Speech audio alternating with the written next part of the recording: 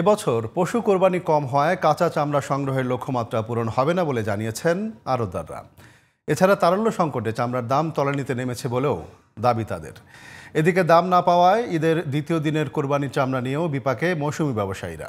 বিস্তারিত রিপোর্টে। রাজধানীর বিভিন্ন স্থান থেকে প্রায় 350 চামড়া পিকআপ বোঝাই করে ঈদের দিন থেকে ঘুরলেও বিক্রি করতে পারেননি এক মৌসুমি ব্যবসায়ী। অবশেষে ঈদের দ্বিতীয় দিনে পুরান ঢাকার পোস্তায় নিয়ে এলে চামড়া নষ্ট হয়ে যাওয়ায় কেউ কিনতে আগ্রহী হননি।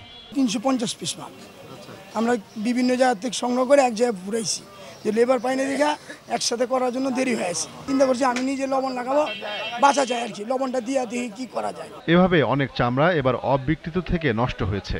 আবার ঈদের দ্বিতীয় দিনে চামড়া যারা আড়তে এনেছেন তারাও পাচ্ছেন না প্রত্যাশিত দাম।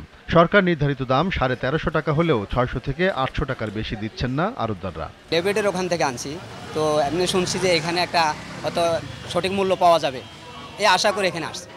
এখন দেখি ওখান থেকে এখানে আরও কম। ওখানে 1700 টাকা মূল্য আছে দুইটা চামড়া, এখানে বলতেছে দুইটা চামড়া 1600 টাকা। সকালে 800, 900, 700 সকালে চড়ার দাম ভালো ছিল, পরে রাত্রে পড়ছে। ব্যবসায়ীরা বলছেন আগের বছরের চেয়ে প্রায় 10 থেকে 15% কম হতে পারে কোরবানির চামড়া সংগ্রহ। ব্যবসায়ীদের হাতে নগদ অর্থ না থাকায় তলানিতে গিয়েছে চামড়ার দাম। 10 থেকে 20% গরু কম।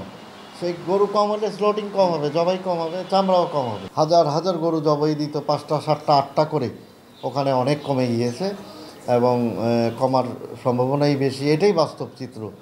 আর বাজারটা ধরে রাখতে পারেনি তারল্য সংকটে, টাকা সবার কাছে অ্যাভেলেবেল ছিল না, টাকার অনেক সংকট ছিল। এই কারণেই আপনার চামড়াগুলো দাম কমে গিয়েছে এবং পড়ে গিয়েছে।